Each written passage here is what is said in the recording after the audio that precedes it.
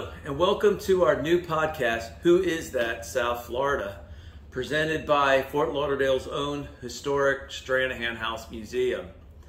The purpose of this podcast is to teach everyone about our local community, the history of our local community, and we're going to do so by exploring what different buildings, streets, and other landmarks are named after. So for instance, what is a Hallandale Beach Boulevard? Who are the Griffins? Who are the Sterlings? Why do we have a deer field in the middle of a suburban urban area? What we'll do is this is going to be a game show format. Each week we are joined by our resident panelists, Stranahan House's historian and my son, Jonathan Exler. Well, hi there, Dad. Hey, John. Hi, everybody. So, are you ready for this? I am born ready. I've been waiting for this all my life. Because basically, John has claimed that no one knows more about local history than you. I don't know if I've claimed that, but I'm pretty knowledgeable. I've done my research. I'm ready for this. Okay. So, like I said, each podcast, we're going to have John here, and we're going to have a special guest who is experts in their field, and we will be drawing different names from our tin bucket, which has different names of topics. And between John and his special guest each podcast, they'll have 2 minutes to tell us who is that place, Fort Lauderdale. John, who is our special guest panelist this month? Well, our special guest panelist is somebody really special because, for one, she is the director of the historic Stranahan House Museum. Also, she is a Fort Lauderdale native, so if anybody knows these streets, it's going to be our guest. And our guest is, drumroll please, April Kirk. Yay. Woo! Good morning. Good morning. So, for our studio audience and our viewers out there worldwide, tell us about yourself, April. I am April Kirk. I'm the executive director of the historic Stranahan House Museum, born and raised in Fort Lauderdale, as Jonathan said. And I've been here with the museum for 10 years. I do love history.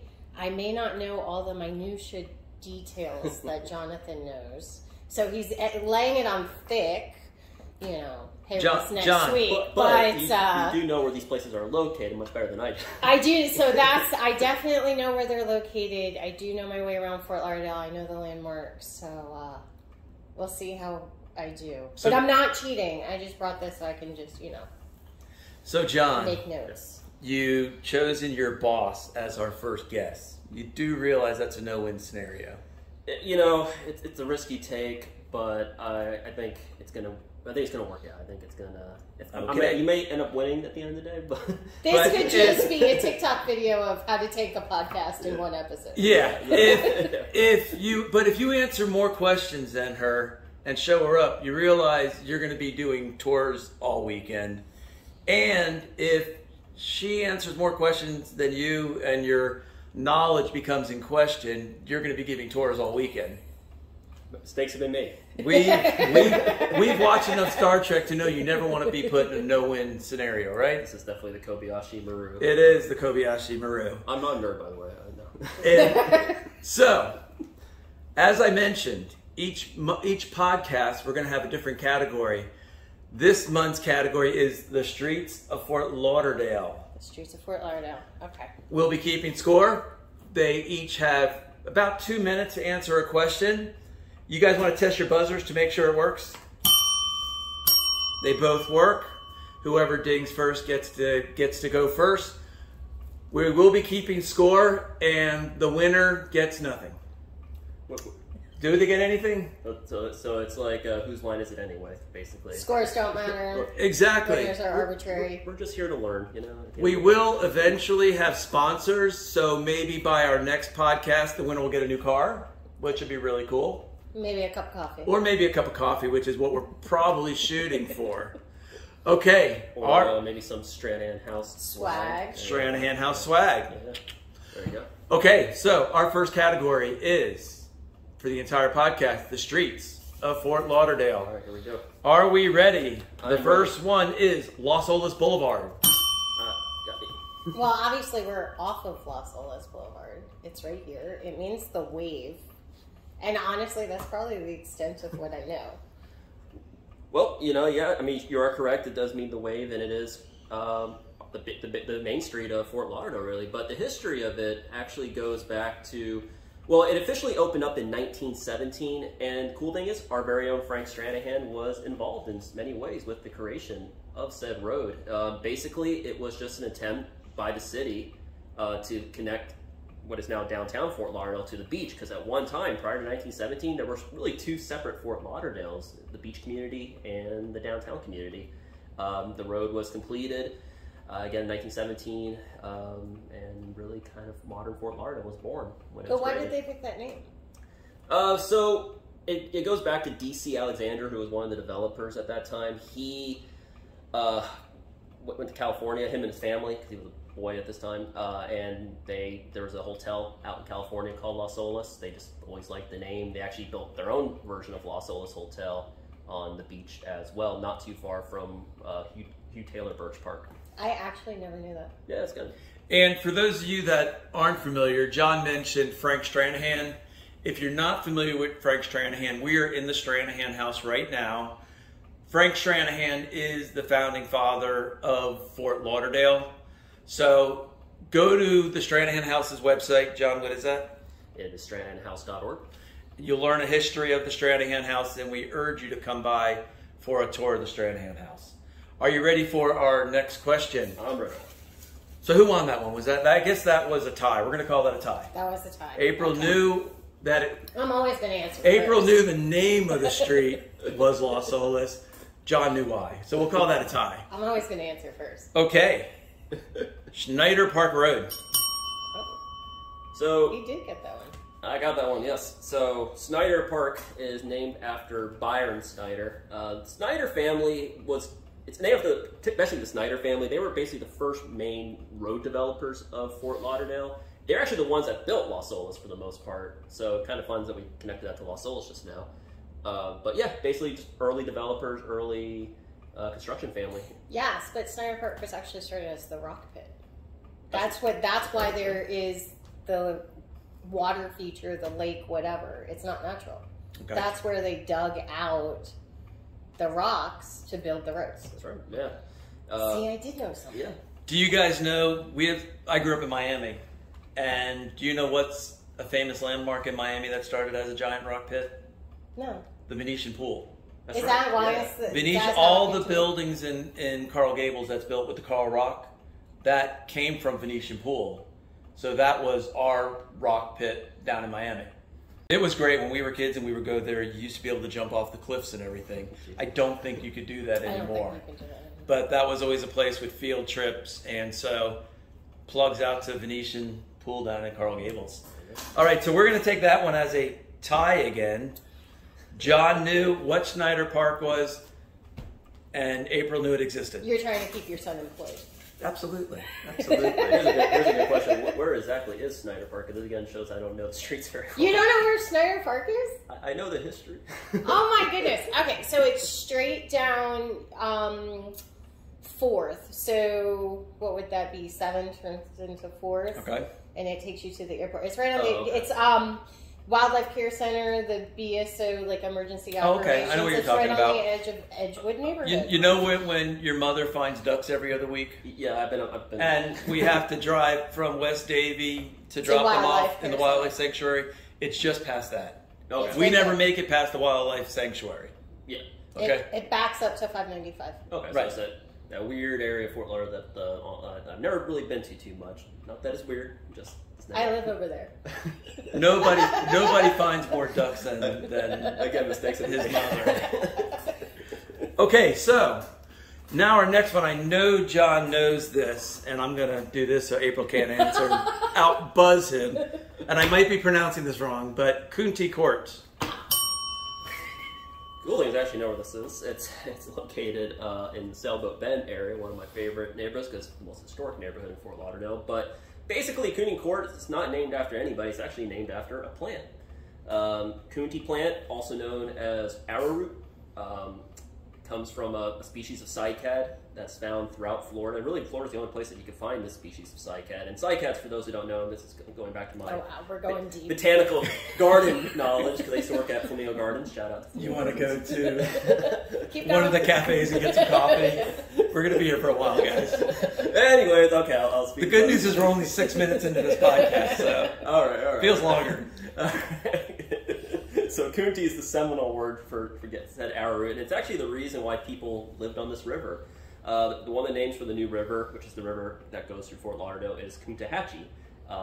And Coontie could be processed. You get the roots of it, and you ground it up, and you could turn it into an alternative to wheat flour. So the Seminoles, as well as the early pioneers of Fort Lauderdale, including the Stranahans, would turn this into a flour where they can make bread, biscuits, you name it. And the thing is, though, you gotta be very careful making it, because if you don't process it, don't ground it up properly, it's actually quite poisonous. So just for anybody who's going to try this, read up on it first, because it is a poisonous plant.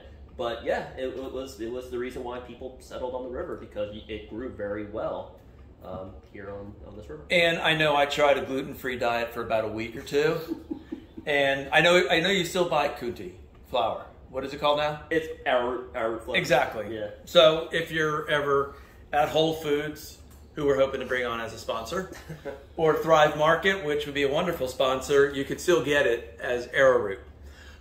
And While we're at that subject, and something that has nothing to do with it, John, explain how people can submit questions for future shows.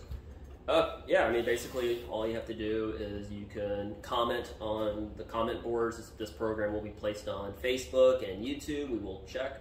We'll probably place it on other formats soon. Or you can email me directly at education@stranahanhouse.org, and I will have text in the video. This is where my finger's pointing, by the way. So Okay. So there you go. You can pause the video, and then write down any kind of topic that you may want to hear, place names, street names. We'll, on our social media, we'll of course tell you what the next episode will be about. And we love your suggestions. Yeah, because we're hoping this gets picked up by Disney Plus or something. Of course. And we get like a 7-year contract. So we'll have a lot of different opportunities to answer all of your questions. If not Disney, Netflix will definitely pick us up. Yeah. Oh, Netflix will pick up anything. Exactly. Yeah, exactly. Alrighty. Just keep throwing corporate names out there. We'll You have make somebody. one of them a sponsor. We should be like throwing hashtags out in front of everything, but we're gonna try another question. Okay, ready? Got your hands on your buzzers, because this one I know has a pretty good answer for. Andrews Avenue. I'm just going to press it because I want to say something. And then Jonathan will tell you the real history of it. But Andrews Avenue is obviously right here, and it was named after a person named Andrews. Julie? And yes, the hills are alive. No, I was thinking Julie Andrews from the Coral Springs. from the Performing Coral Arts Springs Center. Museum of Art.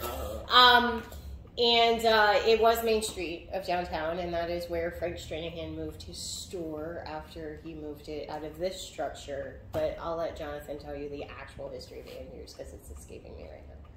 Yeah, you're right. I mean, it is the Main Street, and the name itself comes from a gentleman by the name of George Edward Andrews, or as his friends called him, Ed Andrews. He's an interesting guy because he was actually a professional baseball player who kind of played a role in the development of South Florida. He worked with Henry Flagler, but as a baseball player, he played in the very early days, pre-20th century baseball. He played for some great teams like the Philadelphia Quakers, the Cincinnati Killer Kellys, the Brooklyn Ward Wonders. So just all these really fun names. How many sports questions are in here? I don't know, because I haven't looked in our bucket to see. Because that's another episode within itself, and now we're going to go down a different path with Jonathan. All right, I'll fast forward. There's one more thing I want to mention about Andrews real quick. So, cool thing about Henry Flagler was that he built his famous resorts, and these resorts, one of the entertainment was baseball. Now, they decided to, so they kind of basically killed two birds with one stone. Flagler decided to hire his baseball players to also be his bellhops. And so he hired African-American baseball players. And Andrews, because he was a baseball player, was hired to manage these teams. So some of the greatest black baseball players of this time period actually played for these hotel baseball teams run by Flagler and managed Hotel by baseball teams. Yeah, I mean, It's just a bizarre concept. it is. They were like the Royal Ponciana team. They were the Palm Beach hotels. So Royal Ponciana and Breakers. So they were the two Palm Beach hotels. They each had their own baseball team. The players would play in the day and then be bellhops in the evening. The Motel Sixers would be cool. The Motel Sixers. The Motel Sixers, sponsored by. Do it, Motel. So we've hit Miami and we've hit Palm Beach County. Yep. And we've just scratched the surface on Fort Lauderdale. You got it. We're going to be here for days. Okay, this one probably really doesn't have an answer, but we'll try anyway. Federal Highway. Oh, Okay. I think I got that one. So Federal Highway, of course, is the name, actually the official name of US 1, and it's on our street names. That's what it's called. It's not called US 1. But Federal Highway, the name itself, and it was part of the Federal AIDS Act of 1921, but the road wasn't really completed until 26, more or less, and that's actually when the bridge was built too. And today, there's no bridge where Federal Highway is. It's the It's the New River Tunnel. Yep, there you go. The only real tunnel in the state of Florida. Really? There's another tunnel that goes into the port of Miami, but that's really an entryway into the port. Oh, I got a whole... It's a fake This tunnel. is my TED Talk. Okay. Okay. And then there's tunnels under Disney World, but those don't, because they're for a specific purpose. This is a road. This is the one only road tunnel. That's going right here, right to the east. And we're not going to talk about the name of the tunnel because we are going to do a future program which will be on buildings and infrastructure names for Fort Lauderdale. So we'll talk about the name. But I know of the it. name.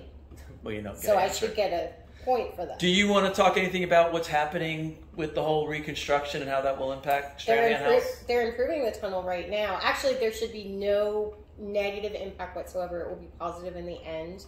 They're redoing the tunnel top above it, but they are actually doing some mechanical work inside the tunnel now that just hasn't happened probably in decades. And the park that's going on top of it? And then they're extending the northern part of the tunnel to build another plaza. So it will mirror a bit of the plaza that we have on this side. So it's actually going to be going farther across? North. Oh, yeah, okay. They're going to cantilever over the road. Okay. And that's why it's shut down. There's some parts shut down right now because they're actually going to extend the ground top of the tunnel. And then that's going to be another plaza. Okay. Right next to Hoffman's Chocolates, who one day we hope for real Hoffman Chocolates. will actually be a sponsor of this podcast. Okay, now you're going to kill me doing this because John's trying to talk and he's going to talk. Is it a coincidence that the tunnel is right next to Stranahan House?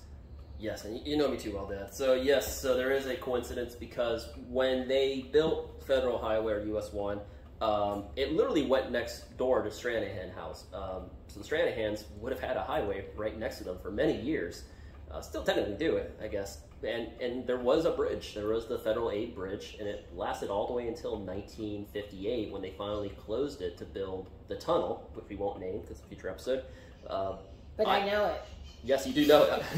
And the tunnel, and Ivy Stranahan, the lady of the house, she was really against that tunnel. But we'll talk about that another day. But yeah, so that's Federal Highway used to go right next door to Stranahan House. Okay. And so I can get the last word. Fun fact, when they did build the tunnel and they took the bridge down, they moved a temporary bridge east to 9th, which then cut through Rio Vista across the river. And I could not imagine what it was like in the 60s that they detoured Federal Highway through a residential neighborhood. Wow. I didn't know that. And what year is that? It was built in the 60s. So there was still already a lot of traffic down here. So most of the original hotels and everything. So yeah, that must have been and that really was fun. You know, it was a lot of people were taking US 1 instead of 95 or Turnpike or other highways. That was the road. And when I moved down here, there was no 95 all the way down south. Right. So we did that. We just had a quick cut, and you heard from our national sponsor, Netflix, sponsor of Who Is That Place, South Florida. All right, ready? We got time for a couple more questions. Oh, this one is good. Hermishy Street. So Hermishy, it's essentially the Seminole word for the river. It means, actually does mean new river or new water in the language. It's kind of funny because there's kind of a debate if this is actually what the Seminoles called it, because I've heard it more called Coontahatchee River, at least if you look at the historical records. But according to a 1921 Fort Lauderdale news article, I think it was 1921, they actually told this story in a news article. And supposedly, according to this article, Ivy was the one that said the story to this reporter, because Ivy said she heard it from the Seminoles. And the legend has it that the Seminoles said that many years ago, there was a great storm, a mighty earthquake that took place all in one night, and when the Seminoles awoke, they saw a new water, Himmershey. And the funny fact is, though, even though the New River is not that new, it's about like 5,000 years old, the geological evidence does show that there was probably an earthquake that did, in fact, hit this area that might have caused the river. The only thing is, though, the Seminoles would have not seen that because the Seminoles were not in South Florida at that time period. And that answers our question why there is no Old River.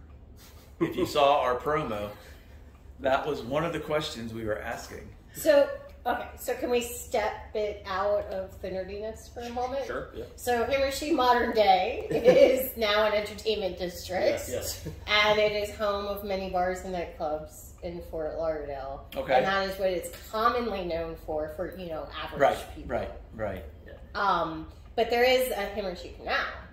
Okay. Which, when you come to Stranahan House through the Broward Boulevard way, you cross over a little bridge, which is called the footbridge, and that is the Himmershey Canal, which they're looking at dredging and widening a little and cleaning some of those foot out of there. Okay. But that's normal people information. That's what I think Himmershey is. If you're taking the AP history class. And what did you say that the river was named as?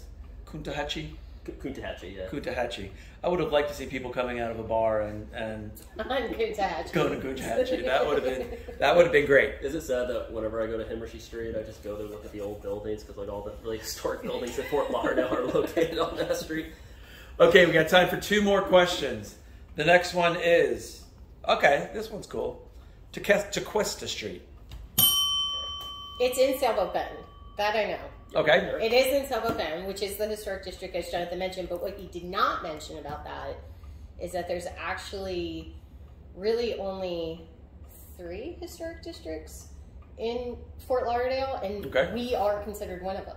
So this house, this property, this tiny little half-acre, quarter of an acre, is a historic district. The actual historic district where the Historical Society sits, which is on Himmershey, and Sailboat Bend. So those are the actual only historic districts in Fort Lauderdale. But Tequesta was the Indian that predated Seminole in South Florida. And then, it's kind of like you cut down an oak tree and you name it Oak Lane. So there you go. That's why we and growing up, we live out west, or I live out west, and we have like Tequesta's Trace, and there's other names. John, you want to tell us anything about Tequesta? You want to nerd it up a little? Yeah, sure. Yeah, I mean the Tequesta. Do you speak their language? Well, it's funny. A lot of no, I was gonna say because like April said, they sadly are gone. Warfare, disease, slavery decimated the tribe, and by 1763, which is when the Spanish evacuated Florida to give it to the British, because Florida was a British colony at one point, they took the last Tequesta wisdom to Cuba. So the reason I think it's funny is just because there's probably a lot of people who are Cuban or Cuban descent who might have Tequesta blood in them, and I am of Cuban heritage, so I did a DNA test. I'm not, but I'm sure there's a lot of people within. So there. That's fascinating.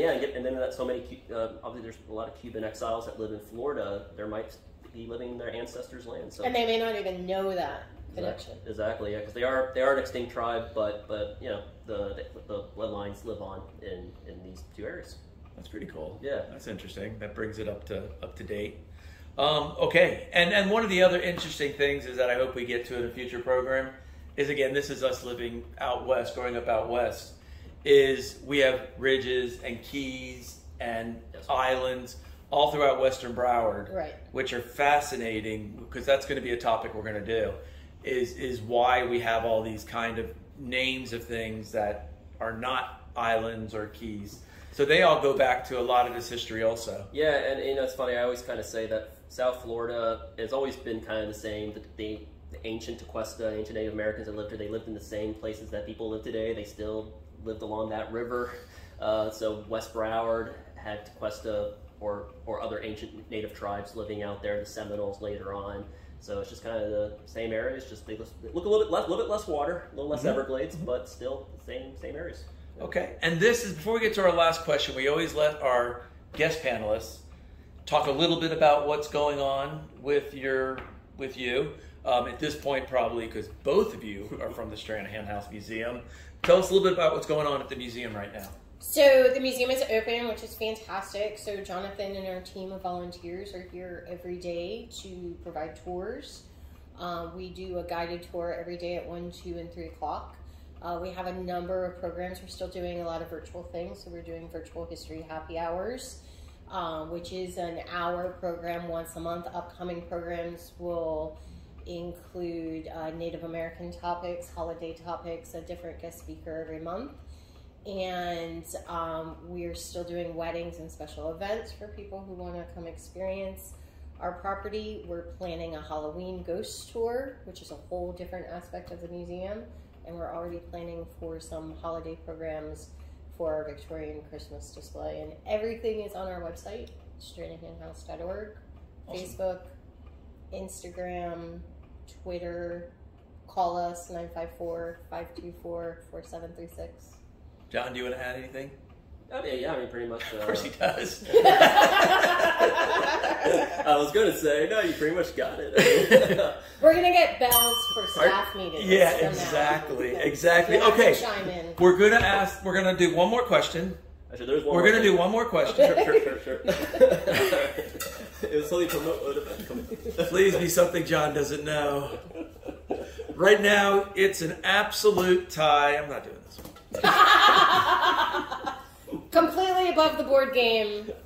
Okay, well, this is a good one to end with because it's something that probably a lot of people know the answer to, but it's a really big one for our community. Hands on your buzzers. So we both have sisters. That was a weird story. Yeah. We all three of us have sisters. Yep. Okay, ready? Broward Boulevard. Oh, John. Sorry, April.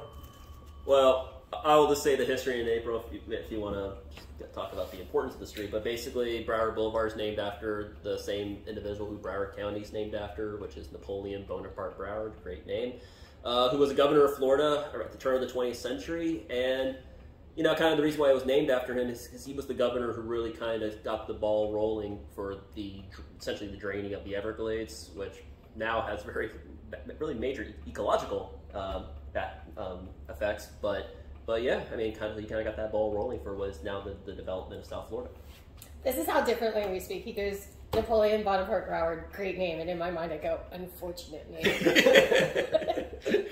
And Broward Boulevards are really Andrews and Broward. That's our main intersection. So the intersection of Andrews and Broward is kind of where our county government sits. It's the main thoroughfare that brings you straight into the heart of Broward County, into Fort Lauderdale. It's a pretty major road. I mean, it's probably 4 or 5 lanes, both directions. It ends into Victoria Park, and it takes you, all the way west. Out to about Flamingo Road, a little bit past Flamingo Road. Yeah. It takes you all the way out west, and it's pretty major destinations are along the route. So, like I said, the county government, the main bus terminal, but then even as you continue west, major places that people would utilize, such as like the Salvation Army, and there's schools and there's churches, and all of those things kind of connect you through Broward Boulevard. But there's also about 18 Dunkin' Donuts. Yes. So, Dunkin' Donuts, official sponsor of. We can have more than one. We can. So, I hope everybody enjoyed our first podcast of Who Is That Place, South Florida. Do we have somebody lined up for the next podcast yet? We are working on our guests right now. I don't think we have a confirmed guest, but we're looking to do this monthly. Fantastic. If anybody has any suggestions, if anybody wants to give us any suggestions on topics, on names that you want to learn about, put it in the education@stranahanhouse.org. It'll Up here. Or they can hit the comments on. Yes, and you can also comment on our website too. We actually do have a comment email thing. Fantastic. Well, thank you for joining us. Please join us here at the Stranahan House Museum. And until next podcast, who is that place? South Florida. We need an outro.